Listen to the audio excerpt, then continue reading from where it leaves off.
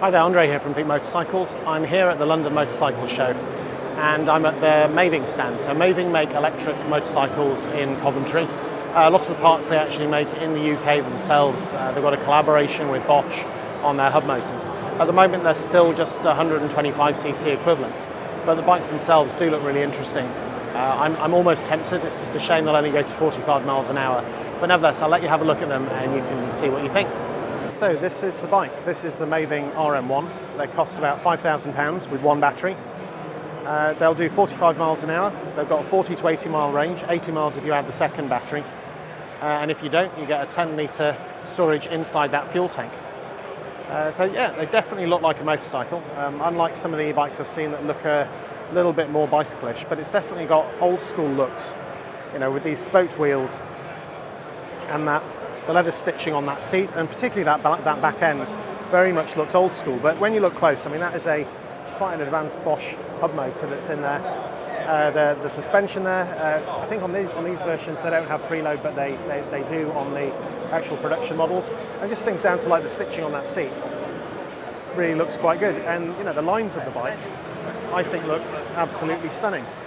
You know, it's something that, yeah, you're not going to use it for a big off-road adventure or for crossing continents, but if you're looking for something for getting around a town, I actually think they look pretty cool.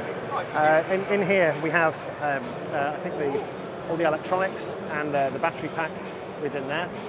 There is no drivetrain as such. As you can see, there's no belt drive, there's no chain drive. That's because it's all just driven through that hub motor at the back. So that makes for a sort of very, very clean-looking middle section of the motorcycle. So yeah, I think these are pretty cool. They do have another bike that's at the other end of the stand that's in green, and I'll see if I can get somebody to open that up and to show you where the batteries go. So just while it's kind of busy around the bike, I thought I'd show you a very quick look at what the battery packs look like. So this is it's got a nice little sort of wooden thing on the top, thing showing the level, and that just sits in this dock, which is connected into that power unit. So it's one of these things where you don't actually need to have a charger on your driveway.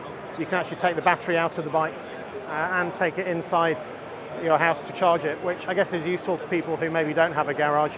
I suppose there's still always the risk that someone's going to walk off with the rest of the bike, but if it won't travel without the battery, then that's a security feature, I guess, and also convenient if you don't have a charger for a motorcycle at your place of work.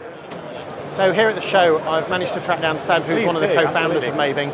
So he's kindly offered to give me a talk through the bike itself, so we'll go and do that.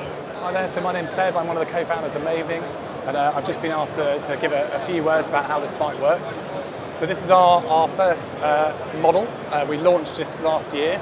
This is the Maeving RM1, and the key thing is it's all built around the concept of removable batteries. So the really important thing with this is that it basically gets rid of range anxiety, because you're not worried about where you're going to charge your bike. You know, you're not worried about popping into like a charger at a petrol station.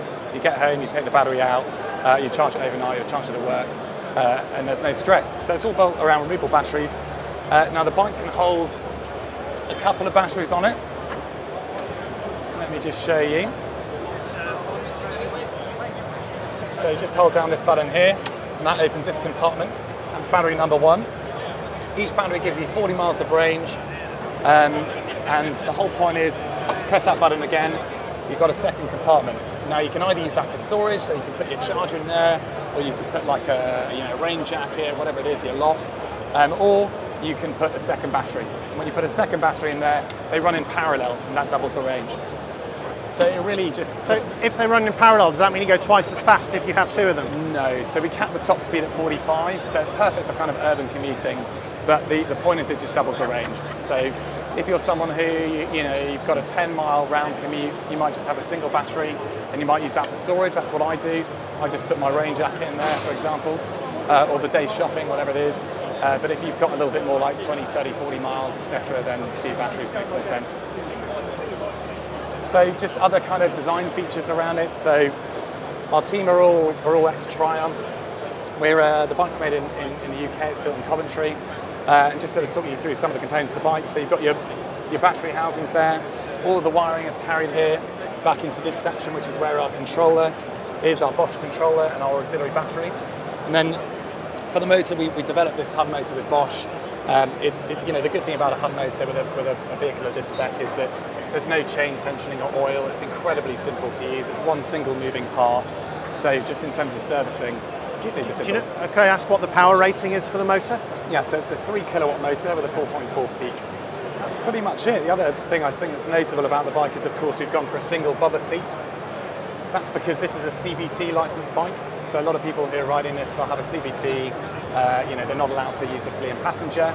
Also, having 2 passengers on does kill the range a bit. So we thought, why not indulge in having a single person seat, which is super comfortable and obviously gives the bike that kind of like classic look that we love. When we were looking to sort of design this bike, there were a couple of eras that interested us, so like 50s and 60s, cafe racer, but actually there's also the turn of the century, the kind of the first bikes, where they started converting motorbikes from bicycles, and you've got super light frames, so we've got what would have traditionally been a hardtail frame, but we've integrated suspension into it. So it's a very, very kind of simple, lightweight bike. Great. Anything else? That's it, great. Thank you very much indeed. That's it. That's a quick look. That's my quick look round the Maeving stand at the London Motorcycle Show 2022. I hope that's been interesting. Thanks for watching.